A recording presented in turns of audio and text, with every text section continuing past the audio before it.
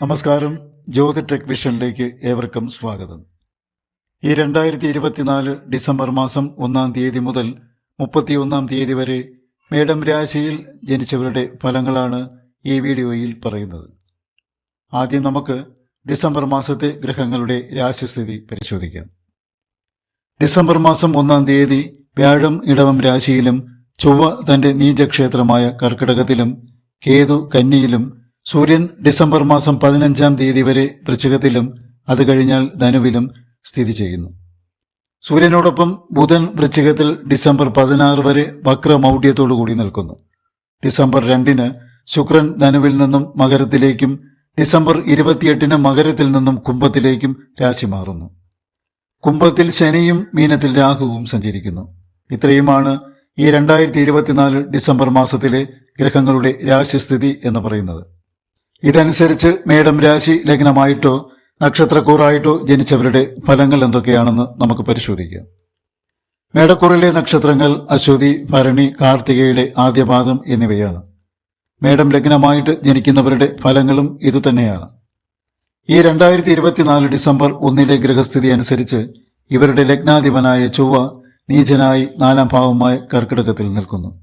മാത്രമല്ല 4-ാം ഭാവത്തിൽ നിൽക്കുന്ന ചൊവ്വ ഇവരുടെ 7-ാം ഭാവത്തിലേക്കും 10-ാം ഭാവത്തിലേക്കും 11-ാം ഭാവത്തിലേക്കും ദൃഷ്ടി ചെയ്യുകയും ചെയ്യുന്നു. 4-ാം ഭാവം എന്ന് പറയുന്നത് നമ്മുടെ വീട്, വാഹനം, അമ്മ, അമ്മാവന്മാർ, ബന്ധുക്കൾ മുതലായ കാര്യങ്ങളാണല്ലോ.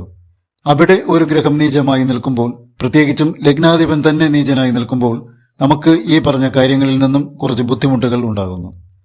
നമ്മുടെ വീടിനും വാഹനങ്ങൾക്കുമെല്ലാം കേടുപാടുകൾ സംഭവിക്കാം, അല്ലെങ്കിൽ വീടോ വാഹനമോ വഴി എന്തെങ്കിലും നഷ്ടങ്ങൾ ഉണ്ടാകാൻ സാധ്യതയുണ്ട്. നമ്മുടെ മാതാവിന് ഏതെങ്കിലും തരത്തിലുള്ള രോഗമോ മറ്റു ബുദ്ധിമുട്ടുകളോ ഉണ്ടാകാം. ബന്ധുജനങ്ങൾക്കും അമ്മാവന്മാർക്കും അരിഷ്ടതകളും വന്നു ചേരാം. നമുക്ക് പരമ്പരാഗതമായി ലഭിച്ച വസ്തുവകകൾക്ക് നാശം സംഭവിക്കാം, അല്ലെങ്കിൽ വീടോ വസ്തുവകകളോ കടപ്പെടാനും ഇടയുണ്ട്. ഇപ്പോൾ നമുക്ക് ഒരു അൺകംഫർട്ടബിൾ ഫീൽ ചെയ്യുന്നതുമായിരിക്കും. ഈ കാലഘട്ടത്തിൽ നമുക്ക് ദാമ്പത്യപരമായ ചില ഇഷ്യൂസ് ഉണ്ടാകുന്നു. ജീവിത പങ്കാളിയുമായി ചില അഭിപ്രായ ഭിന്നതകളും ശത്രുതയുമൊക്കെ ഉണ്ടാകാം, അല്ലെങ്കിൽ ജീവിത പങ്കാളിയുമായി കുറച്ച് ദിവസങ്ങൾ അകന്നു നിൽക്കാനും സാധ്യതയുണ്ട്. ഈ കാലഘട്ടത്തിൽ വാഹനങ്ങൾ ഓടിക്കുമ്പോൾ ഒരു പ്രത്യേക ശ്രദ്ധ കൊടുക്കണം. നമ്മുടെ അമ്മയ്ക്ക് അല്ലെങ്കിൽ പിതാവിന് ഏതെങ്കിലും തരത്തിലുള്ള ശാരീരിക ബുദ്ധിമുട്ടുകളും വന്നു ചേരാം.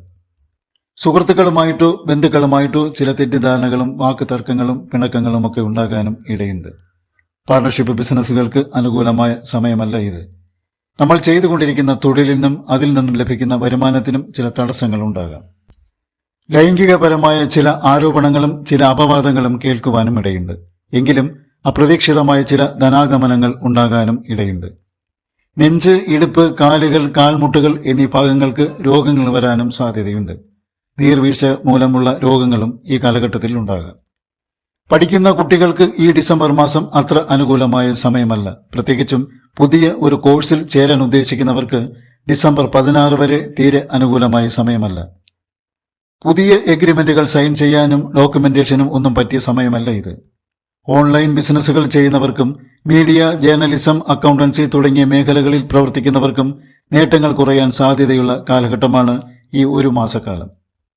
നമ്മൾ ഏതെങ്കിലും ഒരു കാര്യത്തെക്കുറിച്ച് ഇപ്പോൾ ഒരു തീരുമാനം എടുക്കും മുമ്പ് അതേക്കുറിച്ച് നല്ലതുപോലെ ആലോചിച്ചതിന് ശേഷം മാത്രമേ ഒരു തീരുമാനമെടുക്കുവാൻ പാടുള്ളൂ. കാരണം നമ്മൾ ഇപ്പോൾ എടുക്കുന്ന പല തീരുമാനങ്ങളും പിന്നീട് അബദ്ധമായി പോയി എന്ന് തോന്നാൻ ഇടയുണ്ട്. മറ്റുള്ളവർക്ക് നമ്മെക്കുറിച്ച് ചില തെറ്റിദ്ധാരണകൾ ഉണ്ടാകാൻ ഇടയുള്ള സമയമാണ്.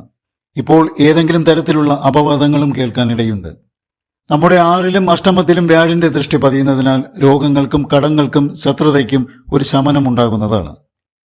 11-ൽ വക്രത്തിൽ നിന്നും മുക്തനായി നേർദിശയിലേക്ക് സഞ്ചരിക്കുന്ന ശനിക്ക് നീചനായ ചൊവ്വയുടെ ദൃഷ്ടി പതിയുന്നതിനാൽ നമുക്ക് ലഭിക്കേണ്ടുന്ന പല നേട്ടങ്ങൾക്കും ഒരു തടസ്സം ഈ കാലഘട്ടത്തിൽ ഉണ്ടാകുന്നതാണ്.